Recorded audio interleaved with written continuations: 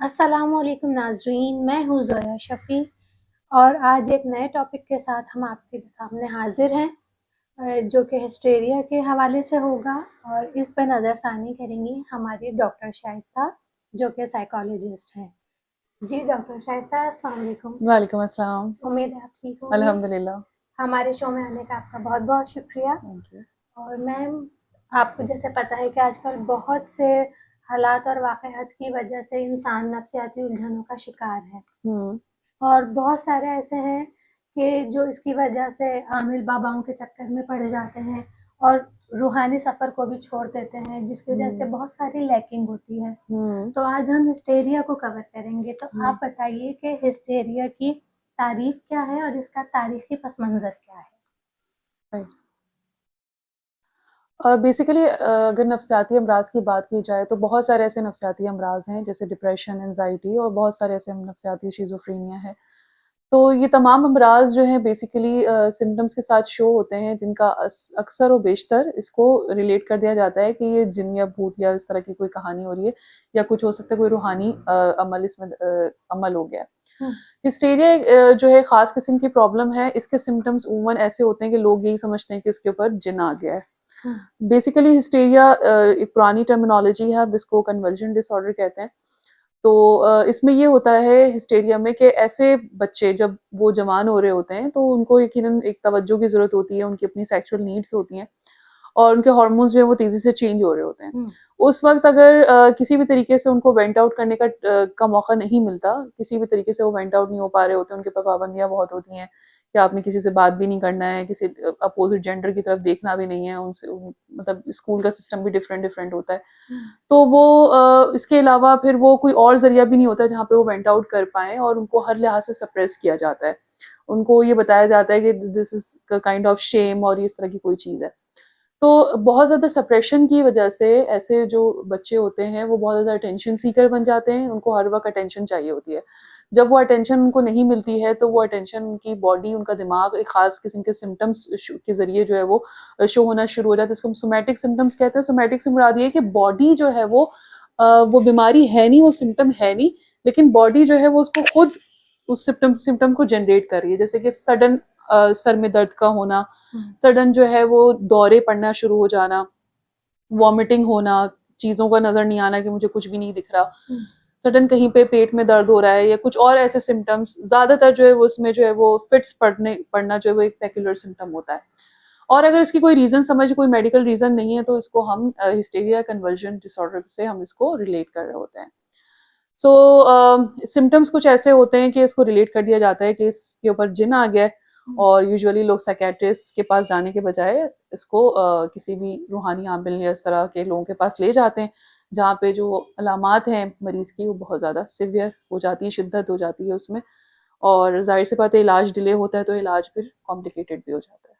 Okay ma'am, मर्ज़ जैसे complicated हो जाता है। आपने एक बात बताई है कि बच्चों को जो सेक्सुअलिटी है हुँ। वो उस टाइम पे नहीं बताई जाती, हमारे माशरे में एक शेम महसूस किया जाता है। एजुकेट नहीं किया जाता है। ठीक है, तो जब बच्चों को एजुकेट नहीं किया जाता हुँ। तो फिर हमें उनकी शादी भी नहीं करनी चाहिए, क्योंकि फिर हुँ। अगर आप जब वालिदैन अचानक से किसी चीज़ का बोलते हैं और हुँ। बच्चों को नो हाउ नहीं होती, या वो हुँ। एक ऐसी गैदरिंग में होते हैं जहाँ से वो आधी इंफॉर्मेशन ले रहे होते हैं, हुँ। आधी नॉलेज ले रहे होते हैं, इसके बारे में आप क्या कहेंगी? हुँ। बेसिकली इस तरह की एजुकेशन को हमारे यहाँ बहुत गलत समझा जाता है। जिस तरीके से जो नफ्सियाती अमराज़ हैं उनको स्टिग्मा समझा जाता है, फिर इसी तरह ये जो एजुकेशन है इसको भी गलत समझा जाता है। एजुकेशन ना होने की वजह से जो नौजवान हैं वो बेरारवी का शिकार हो जाते हैं, जिसकी वजह से बहुत से ऐसे जिनसी अमराज़ जिसमें से इन्फेक्शंस और ये सारी चीज़ें लग जाती हैं उनको। और बाज़ औक़ात शादी के जब एकदम से उनके ऊपर बोझ पड़ता है तो बहुत सी चीज़ें समझ ना आने की वजह से और भी बहुत ज़्यादा पेचीदगियाँ शुरू हो जाती हैं। बहरहाल एजुकेशन अपनी जगह ज़रूरी है उनकी, हुँ, बट हिस्टेरिया का जो मर्ज़ है वो स्पेसिफिकली विमेन के साथ नहीं होता। पहले तो ये समझा जाता था कि ये जो बीमारी है इसको ख़वातीन की बीमारी कहा जाता था, लेकिन ऐसा नहीं है, मर्द भी इस बीमारी का शिकार होते हैं। ओके, तो मर्द हज़रात में ये किस तरीके से शो होता मर्द हज़रात में भी इसी तरह शो होता है कि जैसे कि वो ऐसे-ऐसे सिम्पटम्स शो करेगा कि लोग उसकी तरफ तवज्जो का हो कि मेरे सर में दर्द हो रहा है, मेरे पैर में दर्द हो रहा है, या फिर मुझे हार्ट अटैक आ रहा है, या फिर मुँह से झाग निकलना शुरू हो जाना और वही दौरे पड़ना, चक्कर आना, इसमें बहुत ज्यादा मेरा ख्याल में गुस्से का भी एलिमेंट शामिल हो आवाज, जाता हाँ है। गुस्सा और आवाज जो है सडन लोगों की चेंज हो जाती है, वो दूसरे अंदाज से बात करना शुरू हो जाते हैं, तो फिर देखने वालों को यही कंफर्म होता है कि ये कोई रूहानी मसला है, इसके ऊपर कोई जिन आ गया है। तो मर्दों के साथ भी ये सिम्टम्स शो हो सकते हैं और औरतों के साथ भी होते हैं, और ऐसे कई केसेस जो हैं वो हमारे क्लिनिक में सॉल्व होते हैं, और हम देखते हैं मर्द भी आते हैं और औरतें भी आती हैं। बिल्कुल। तो मैम अब आप ये बताइए कि बहुत सारी वजूहात हैं हिस्टेरिया की, हम्म। इनकी जो शुरुआत है उसकी इनिशियल स्टेज क्या है और लास्ट स्टेज क्या है? इनिशियल स्टेज में यही होता है कि ऐसे सिम्टम्स शो होते हैं जिसमें मतलब बिहेवियरल सिम्टम्स की बात करें, कि वो ऐसे ऐसे काम करना जिससे लोगों की तवज्जो आपकी तरफ हो, अटेंशन सीकिंग बिहेवियर। हम्म, सही है, जैसे बच्चा है, अगर वो एक बड़ा है, टीनेजर है, वो बच्चों जैसी हरकत कर रहा है ताकि वो उसकी तरफ तवज्जो दी जा सके, या फिर वो कुछ चीजें बिगाड़ रहा है ताकि लोग उसके पर तवज्जो दें, ठीक है। तो तवज्जो देने वाली जो है वो अटेंशन सीकिंग से ये चीजें शुरू होती हैं, या बिला वजह रोना, चीखना, चिल्लाना, सामान उठा के फेंकना, रोना, ज्यादातर रोना इसमें ही आ रहा होता है। तो अब ये चीजें जो अटेंशन सीकिंग से शुरू होती है, फिर वो कन्वल्जन्स और जो दौरा है, गशी आना, चक्कर आना, मुंह से झाग निकलना, जिस्म में अकड़ाव का पैदा होना, आवाज चले जाना या आवाज चेंज करके बोलना, ये वो चीजें जो आप वो फिर बॉडी इस तरह से सिम्टम्स शो कर रही होती है, ये बिल्कुल इसके लास्ट में आके होता है। ओके, तो मैम ये इस तरह की जो चीजें हैं, चले बच्चे तो उस चीज से सरवाइव कर रहे हैं, उन्हें पता नहीं है इस चीज का कि हम किस कंडीशन से गुजर रहे हैं, बट जो माँ बाप हैं वो ये सब कंडीशन समझते हुए भी जो लैकिंग करते हैं, आप उसके ऊपर क्या कहेंगे? हमारे यहाँ सबसे बड़ा मसला है, बहुत अच्छा सवाल किया आपने, बहुत बड़ा मसला है कि हमारे तमाम नफ्सियाती अमराज की तरह हिस्टेरिया को भी बहुत स्टिग्मा समझा जाता है, और वुमेन जिसके साथ होते पहले तो वालिदैन इसको छुपाते हैं बहुत ज्यादा, कि वो दूसरों को नहीं बताते, किसी से डिस्कस नहीं करते। फिर वो अपने तौर पे, क्योंकि उनको ये किसी साइकेट्रिस्ट के पास जाएंगे तो लोग उनको ये समझेंगे वो कि मेरा बच्चा पागल हो गया है, या फिर मेरी बहन पागल हो गई है, या फिर मेरे साथ अगर ऐसा मसला है तो मैं क्यों जाऊं। तो यूजुअली लोग साइकेट्रिस्ट और साइकोलॉजिस्ट के पास जाने को यही समझते हैं कि हम पागल हैं, लेकिन एक्चुअली ये स्टिग्मा जब हमारे माशरे से नहीं खत्म होता ना, तो फिर जो है वो इस तरह के जो जाली बाबा और आमिल वगैरह होते हैं, फिर ये इनके जंगल में फंस जाते हैं, और जब फंसते हैं तो फिर बहुत बुरा फंसते हैं। देखिए रूहानी इलाज कराना कोई बुरी बात नहीं होती है, रूहानी इलाज कराना बहुत जरूरी है, लेकिन वो जो चीजें जो आपके दीन ने आपको सिखाई हैं, जैसे कुरान है, नमाज है, उससे उससे रिलेटेड आप बिल्कुल करें। लेकिन आप किसी जाली आमिल के पास अगर आप जा रहे हैं जो उस चीज को नहीं समझ रहा, वो तो खुद नहीं समझ, जाहिर सी बात है नहीं समझेगा, और फिर वो उसके इलाज के चक्कर में आपसे बहुत सारे पैसे भी फिर ले रहा होता है, और फिर आपको गुमराह कर रहा होता है। टाइम फिर वो जिस तरह चलता रहता है, मर्ज बढ़ता रहता है, मर्ज में मजीद पेचीदगियां शुरू हो जाती हैं, और फिर लामुहाला इलाज करना बहुत मुश्किल हो जाता है मरीज का। तो स्टिग्मा खत्म करना बहुत जरूरी है कि कोई भी आपको मसला होता है, स्ट्रेस है, एंजाइटी है, कुछ भी है, किसी से बात करना, साइकेट्रिस्ट से या साइकोलॉजिस्ट से बात करना, ये इस चीज को नहीं इशारा करता कि आप पागल हैं। जैसे हमारे जिस्म में हमें खांसी हो जाती है, हमें नजला हो जाता है, हमारी किडनी खुदा न खास्ता किसी की खराब हो जाती है, तो हम क्या कहते हैं कि नहीं बताओ किसी को, नहीं जाओ डॉक्टर के पास, किडनी फेल हो जाए भले, नहीं ना, जाते हैं डॉक्टर के पास। अगर किडनी का मर्ज है तो किडनी के डॉक्टर के पास जाते हैं, अगर दिल का मर्ज है तो दिल के डॉक्टर के पास जाते हैं। वैसे दिमाग भी आपके जिस्म का हिस्सा है ना, ये अलग नहीं है आपके दिमाग से, बल्कि दिमाग ही आपकी पूरी बॉडी को कंट्रोल कर रहा है। तो इसी तरीके से जिस तरह आप दूसरे अमराज को समझते हैं कि उनके डॉक्टर के पास जाना चाहिए, वैसे दिमाग भी आपकी बॉडी का हिस्सा है, उसे भी उतनी ही अहमियत मिलनी चाहिए। और जो इसके डॉक्टर हैं उनके पास जरूर जाएं, ताकि आपको एटलीस्ट पता तो चल सके ना कि हो क्या रहा है। कम से कम एक सिटिंग तो जरूर लें। मैम मैं यहाँ पे एक बात ऐड करना चाहूंगी कि एक सर्वे के मुताबिक पाकिस्तान में 98% लोग ऐसे हैं जो कि नफ्सियाती अमराज का शिकार हैं। हमारे मौजूद अगर सराउंडिंग में अभी 6 लोग हैं ना, तो 6 में से 3 ऐसे होंगे जो कि किसी ना किसी प्रॉब्लम का शिकार होंगे। बिल्कुल। और एक चीज हमारे वालिदैन जो करते हैं कि लड़का या लड़की किसी भी डिसऑर्डर में जा रहे हैं तो उनकी शादी कर दी जाए, वो ठीक हो जाए, ठीक हो जाए। इसके बारे में आप क्या कहेंगे? शादी कर देंगे ठीक हो जाएगा, तो ये एक अलग टॉपिक है। शादी कोई दवा नहीं है कि अगर आप उसको करवा दें तो चीजें ठीक, बल्कि वर्स हो जाती हैं। हमने अपनी पिछली वीडियो में शादी की नाकामी की 14 वजूहात को बयान किया, उसमें से जहनी अमराज भी हैं। कोई भी जहनी अमराज जो है वो शादी में तलाक की वजह तो बन सकता है, लेकिन उसको शादी कराने से वो मर्ज ठीक नहीं होगा कभी भी। ऐसा ही। और दूसरी बात ये है कि मर्ज जो है वो कोई भी हो, इलाज बहरहाल जरूरी है, चाहे रूहानी हो, चाहे आप रूहानी भी करना चाहें तो करें, लेकिन ऑथेंटिक करें, लेकिन डॉक्टर से जरूर कंसल्ट करें, डॉक्टर से कंसल्ट करना बेहद जरूरी है। बिल्कुल। तो मैम मरीज खुद से अगर समझ रहा है इन चीजों को, आजकल तो नॉलेज है, बंदा गूगल कर लेता है, चैट जीपीटी है, बहुत कुछ ऐसा है। इसके अलावा अगर जब बंदे को खुद भी पता चल रहा है कि हमारे ये सिम्टम्स हैं, तो वो उस पर खुद से कैसे काबू पाए? आप बात करिए सेल्फ डायग्नोसिस की। सेल्फ डायग्नोसिस ना नफ्सियाती अमराज में थोड़ा मुश्किल हो जाता है, क्योंकि जो जहनी अमराज है ना बहुत पेचीदा होते हैं। डिप्रेशन और एंजाइटी के सिम्टम्स मैच कर रहे होते हैं कभी कभी, ठीक है। बाइपोलर डिसऑर्डर क्या है, पर्सनालिटी डिसऑर्डर क्या है, फिर उसके टाइप्स क्या है, बहुत सी चीजें मिक्सअप हो रही होती है। तो आई डोंट थिंक सो कि दूसरे अमराज की तरह चैट जीपीटी आपकी नफ्सियाती अमराज में इतना हेल्प कर सकता है। मिसडायग्नोसिस हो सकती हैं, आप सेल्फ मेडिकेशन कर रहे हैं या कुछ भी कर रहे हैं तो उससे मामला बहुत खराब हो सकता है। तो सेल्फ डायग्नोसिस नॉलेज के लिए तो ठीक है कि हाँ आप एक सिर्फ हिंट ले रहे हैं उससे, लेकिन अगर आप ट्रीटमेंट की बात करें कि आप खुद को डायग्नोज कर लें कि हाँ मुझे ये मसला है, इट इज नॉट पॉसिबल। जहनी अमराज बहुत पेचीदा होते हैं और इसके लिए आपको प्रोफेशनल्स का ही मशवरा मानना चाहिए और उनके पास आना चाहिए। अच्छा, और ये भी होता है कि इसमें जो थेरेपीज वगैरह होती हैं वन ऑन वन, इससे क्या असरात पड़ते हैं बॉडी पे और आपके मेंटल पीस पे? जी बिल्कुल, अगर हम इलाज की तरफ आए तो इसका मेडिसिनल ट्रीटमेंट से स्टार्ट होता है। जो ये हिस्टेरिया है इसका इलाज मेडिसिनल ट्रीटमेंट होता है, मेडिसिनल के साथ साथ साइकोथेरेपी। साइकोथेरेपी का मतलब ये होता है कि वो इलाज जो बेड के बाद के जरिए किया जाए, बातचीत के जरिए किया जाए, ठीक है।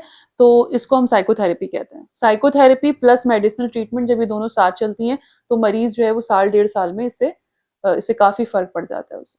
अच्छा, मेरा जहाँ तक देखना है कि घर वाले अपने बच्चों को इसीलिए नहीं लेकर जा रहे होते हॉस्पिटल वगैरह, अगर कोई ज़हनी मसला ख़ास तौर पे होता है, कि कहीं वो घर की बातें या वो वाक़यात या वो मामले अगर डिस्कस करेंगे तो एक तो बात डिस्क्लोज़ होगी, इज़्ज़त पे भी बात आएगी, ज़ाहिर-सी बात है इमेज ख़राब होगा, तो वालिदैन इस वजह से भी बहुत देर करते हैं, तो इसके बारे में आप क्या कहेंगे?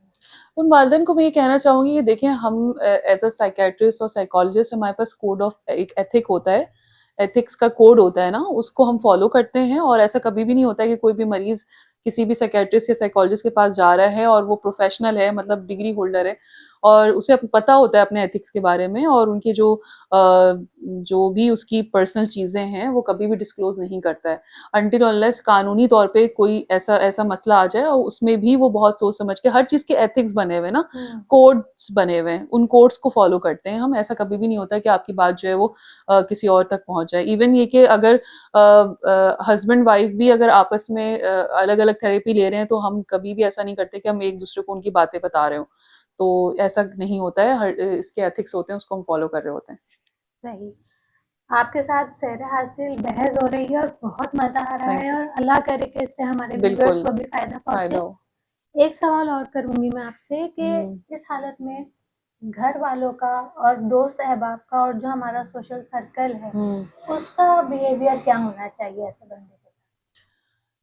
सबसे पहले तो मिसकॉन्सेप्शन ये है कि जब इस तरह के पेशेंट इस तरह के सिम्टम्स शो कर रहा होता है तो लोग यही समझते हैं कि ये एक्टिंग कर रहा है, या फिर ये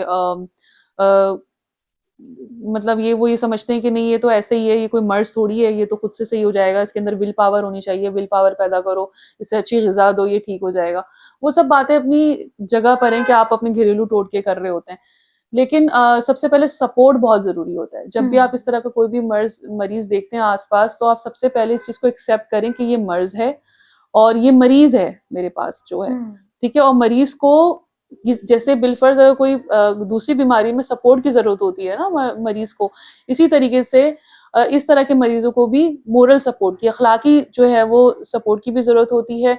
और साथ साथ उनको कंटिन्यूअसली डॉक्टर के पास लेके जाना, उनके टाइम पे विजिट कराना, उनको टाइम से मेडिसिन देना। वो खुद से तो ऐसे मरीज मेडिसिन नहीं लेते ना, उन्हें देना होता है, उनकी ग़िज़ा का ख्याल रखना, ये सब सपोर्ट बहुत जरूरी होती है। जैसे एक आम मरीज को जरूरत होती है, जो एक खुदा न खास्ता कोई बेड रिडन मरीज है, आप उसका भी तो ख्याल रखते हैं।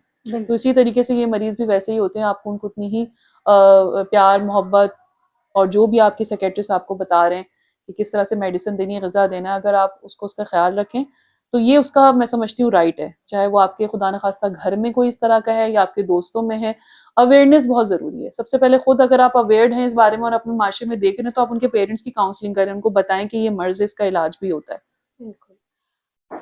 अच्छा मैम, हमने शुरू में एक बात की थी आमिल बाबा वगैरह की, तो इन्हें जो इल्हाम होता है किसी भी तकलीफ का, किसी भी बीमारी का, और ये बहुत ज़्यादा पैसे लूटते हैं, आपने देखा होगा बहुत ज़्यादा इज्जतों पर भी बात आ जाती है, तो ये किस तरह से बंदे की साइकी को समझते हैं और उसको प्रोलॉन्ग कर दे सकते हैं? बेसिकली जो रूहानी इलाज के नाम पे कुछ आमिल बाबा ऐसे हैं जो गलत कर रहे हैं, बेरा रवी का खुद भी शिकार हैं और दूसरों को भी गुमराह कर रहे होते हैं।